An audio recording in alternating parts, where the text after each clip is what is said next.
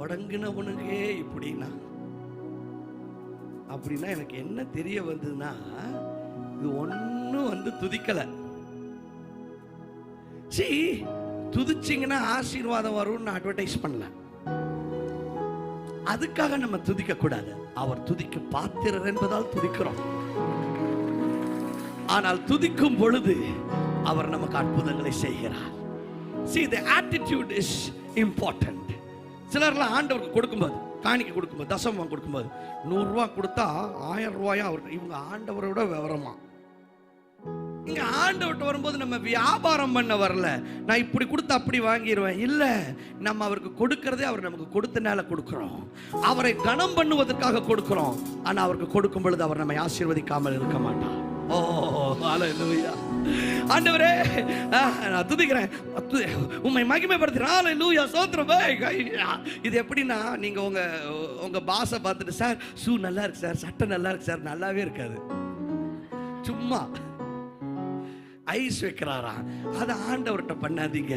ஆண்டவர் உண்மை துதிக்கிறோம் துதிக்கிறோம் துதிக்கிறோம், இதான் ஒன்றும் உண்மையா துதிக்கவே இல்லை. இது துதிக்கிறல துதி செய்ய தொடங்கின பொழுது ஓ ஹalleluya, ஓ எரிகா விழும்.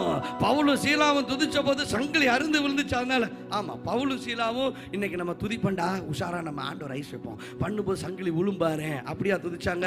அவங்க உண்மையாலுமே துதிச்சாங்க, சங்கிலி விழுந்துச்சு. விடுதலை வேணுங்கிறதுக்காக துதிக்காதீங்க. துதிக்கும் போது விடுதலை வரும். Make it an attitude, make it a habit, make it a nature to praise him because he deserves our praise. அவர் துதிக்கு பாத்திரர் என்பதால் துதிக்க வேண்டும். கையை தட்டி ஆண்டவரை மகிமைப்படுத்துங்க. ஹalleluya. ஏன்னா நான் ஏன் துதிப்பேன்னா, அவர் துதிக்கு பாத்திரர். அதனால மட்டும் இல்ல, நாங்கெல்லாம் யூத ராஜ சிங்கத்தோட பிள்ளைங்க. அது எங்க டிஎன்ஏலயே இருக்கு, எங்க பிளட்ல இருக்கு.